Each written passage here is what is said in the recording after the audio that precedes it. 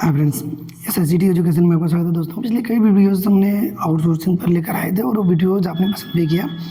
कई वीडियोस की व्यू जो है बहुत अच्छी गई है। बताना चाहेंगे आज जो वीडियो लेकर हैं वो भी फिलहाल आउटसोर्सिंग से ही संबंधित है, लेकिन एक ऐसा मुद्दा है जिसे सुनकर जो है शायद आप भी उस दौर से गुजर चुके होंगे।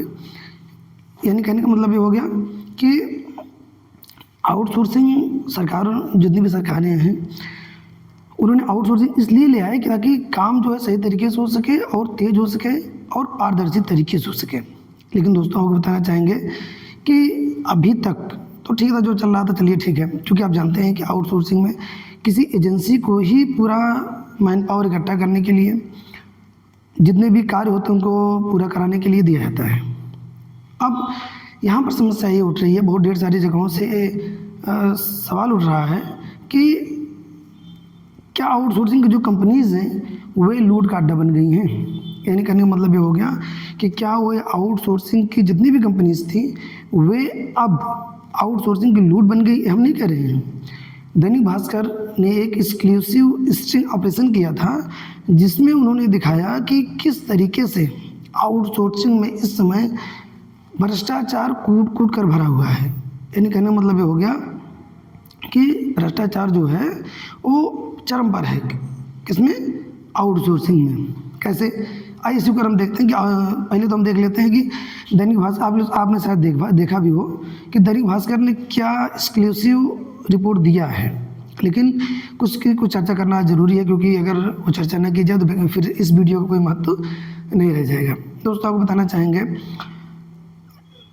दैनिक भास्कर ने लखनऊ में कंपनीज़ के दफ्तरों पर जाकर उनसे वैकेंसीज़ वगैरह के लिए पूछा। कई अलग अलग डिपार्टमेंट्स में उन्होंने जो है पूछा है, कुछ की चर्चा हम यहाँ पर आज करते हैं। जैसे उन्होंने एक कंपनी थी, अब यहाँ पर नाम लेना चाहिए क्योंकि पेपरों में छपा भी है तो नाम ले भी सकते हैं, चलिए फिलहाल हम उसको नाम ना लेके आगे बढ़ते हैं।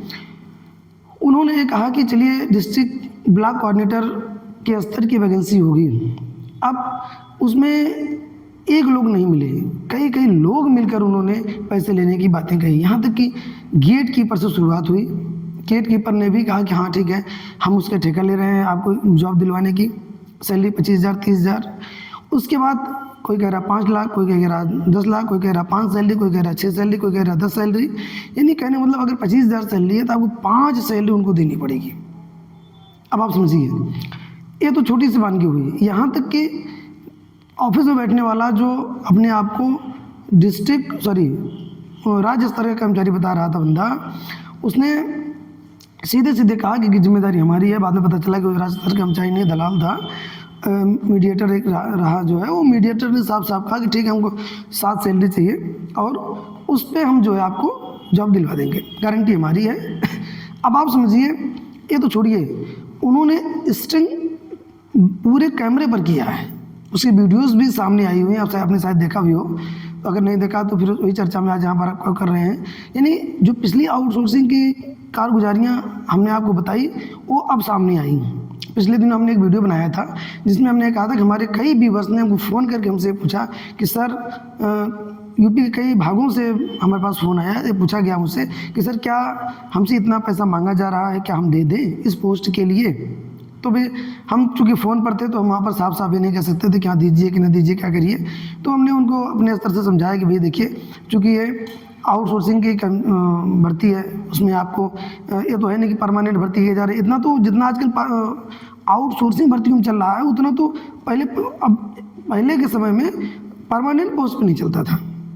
अब आप समझिए, यहाँ तक कि रोड बेस में डिपो इंचार्ज तक रखने के लिए जो है, सोचिए डिपो इंचार्ज तक रखने के लिए बातें कही गई। एक महिला से उन्होंने बात किया और उसने साफ कहा कि हम जो है आपको MBA डिग्री धारक हों, पॉलिटेक्निक वाले हों, ऐसे लोग हों तो उनको ले आइए, उसमें ज़्यादा फ़ायदा है, उसमें ज़्यादा हम जॉब दिलवा सकते हैं। और आपको बता दें, एक एजेंसी की ये बात हम नहीं कर रहे हैं, ऐसी बहुत ढेर सारी एजेंसीज़ हैं जिनमें यही खेल चल रहा है।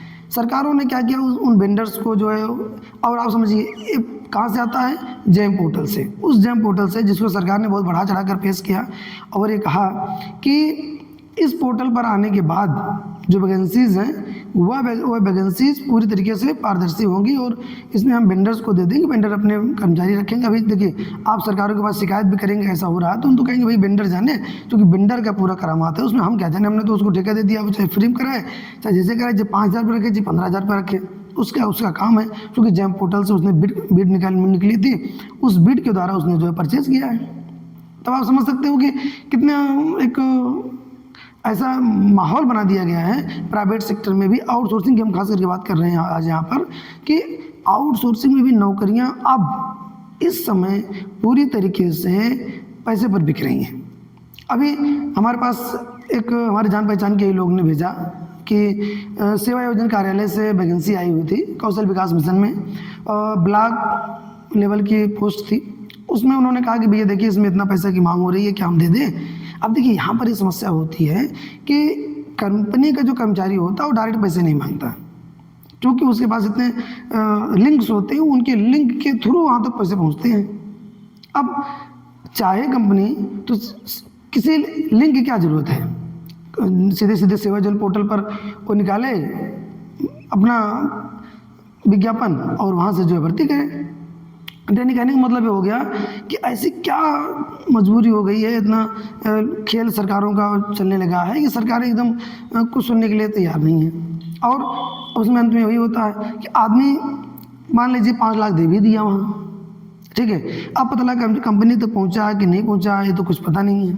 अब कंपनी ने आपको 11 महीने के लिए रखा, 11 महीने बाद उस कंपनी ने कहा कि भैया नमस्ते अब आप जा सकते हैं, क्योंकि आपका हमारा एक जो करार था वो 11 महीने का था। अब उसमें से 7 महीने 6 महीने 8 महीने की सैलरी तो ऑलरेडी जो मीडिएटर था वो ले चुका था। और समझिए कोई ऐसा मैकेनिज्म नहीं बनता कि उस कंपनी तक जाके डायरेक्ट मिला जा सके, चूँकि वो जो मीडिएटर है वो मीडिएटर भी उसी कंपनी के थ्रू ही आपको दिलवा रहा है। तो कहने का मतलब ये हो गया कि ना केवल यही बल्कि ITI पॉलीटेक्निक बीटेक लेवल की इंजीनियरिंग लेवल की जो जॉब्स हैं, यहाँ तक कि जो डॉक्टर्स हैं, वार्ड बॉय हैं और भी बहुत ढेर सारे क्षेत्र हैं जहाँ पर कि इन वैकेंसीज में धांधली पूरी तरीके से चरम पर है। आज वीडियो अभी हम खुलकर इसलिए बोल पा रहे हैं क्योंकि पिछली वीडियो में हमने इसी मुद्दे को चर्चा में उठाया था, क्योंकि कई लोगों ने हमको फ़ोन कर किया था, तो हम खुलकर नहीं बोल पाए रहे थे। लेकिन आज हम जागरण की बातों को ही यहाँ पर दैनिक भास्कर की ही बातों को हम यहाँ पर कह रहे हैं, अपनी बातों को हम यहाँ पर नहीं कह रहे हैं। दैनिक भास्कर ने जो रिपोर्ट प्रकाशित किया है उन्होंने उसी पर ही हम चर्चा कर रहे हैं, उन्हीं बातों को हम यहाँ दोहरा रहे हैं। तो कहने का मतलब कुल मिला के हो गया कि क्या आउटसोर्सिंग की जो भर्ती है वह किसी भी रूप में सुरक्षित है या उसमें फ्रेश भर्ती हो सकती है। जिस रीजन को लेकर सरकारों ने ये चीज़ें शुरू की, क्या वो चीज़ें शुरू हो पाई, क्या वो चीज़ें पूरी हो पाई, क्या वो चीज़ें आगे बढ़ पा रही हैं, इस पर गहन चर्चा करने की आवश्यकता है।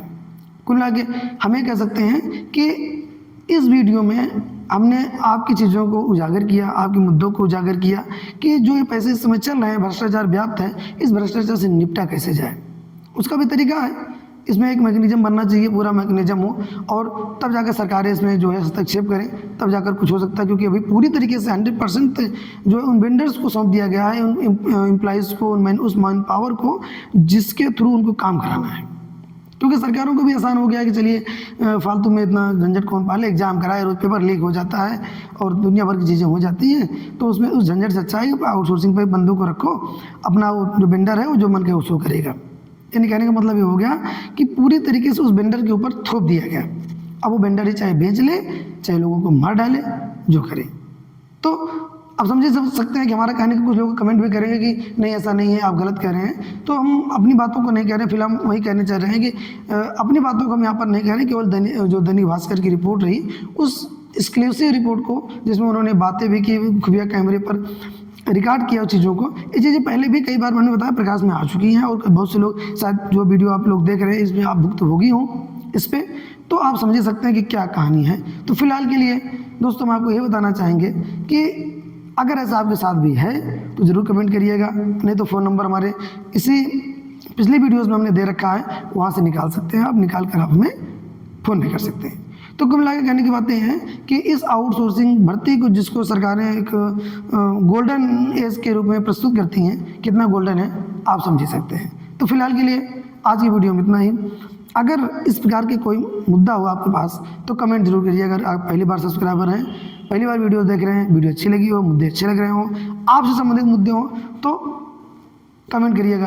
अगर चैनल सब्सक्राइब कर सकते हैं जरूर करिएगा। धन्यवाद।